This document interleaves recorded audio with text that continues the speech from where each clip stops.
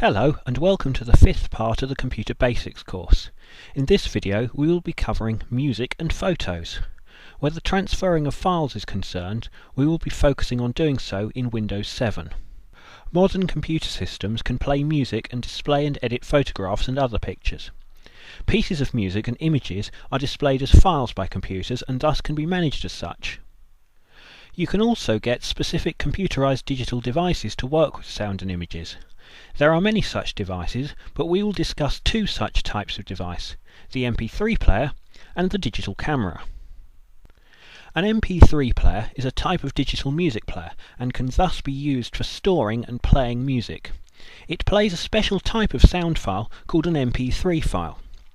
Some MP3 players can also play other types of sound files, but generally MP3 players are limited to MP3 files. MP3 files store any type of sound, but they are usually used for music. The MP3 files are stored in the device's memory. The amount of memory available is measured in bytes. A kilobyte is roughly 1,000 bytes, a megabyte is roughly 1,000,000 bytes, and a gigabyte is roughly 1,000 million bytes. Different sound files take up different amounts of memory depending upon their length and quality, but the average MP3 file would take up roughly 3 to 5 megabytes. The amount of memory a file takes up is described as its size.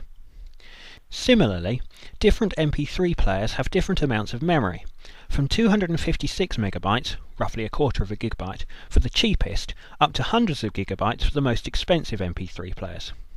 The number of MP3 files that can be stored on a certain device depends on the size of said files. However, 1 gigabyte of memory can store roughly 350 3-megabyte files. Many modern mobile phones have built-in MP3 players and thus can be treated as such. Digital cameras are cameras that store photographs digitally as image files. Instead of storing pictures on film, these image files are stored on memory cards. Like the music files for the MP3 player, the size of the image files depends on the size and quality of the image stored. Therefore, the number of photographs you can take depends on both the amount of memory available in your memory card and the size of file your camera is creating for each photograph. Luckily, most digital cameras will tell you how many photographs you have remaining. Many modern mobile phones have a built-in camera and store photographs to their internal memory rather than to a memory card, meaning that you cannot simply change the card when you run out of free memory for new photographs. Luckily, you can usually transfer photographs off your mobile phone the same way you would from your digital camera. Like a traditional camera, you can often take a memory card to your local chemist and get them to print off the photographs for you. However, if you want to keep the files, it is best to transfer them to your computer. You can do this with a USB cable. A USB cable has one end that connects to your computer and one end that connects to your camera. Your digital camera should have come with a cable for connecting it to your computer via USB. However, if it didn't, you should be able to buy one. You will need to identify what type of connector your camera uses, however, as different cameras use different types of USB connector on the camera end. To find out where the USB cable connects to your camera and to your computer, look for this symbol on them. When you connect your camera into your computer should automatically detect that you have done so. When it does, it will display a small window asking you what you would like to do with it now that it has been connected. Single left-click on Open Folder to view files to open a Windows Explorer window showing the files on the camera. Select the photographs you want to transfer. To select more than one file, hold down the Control key as you click.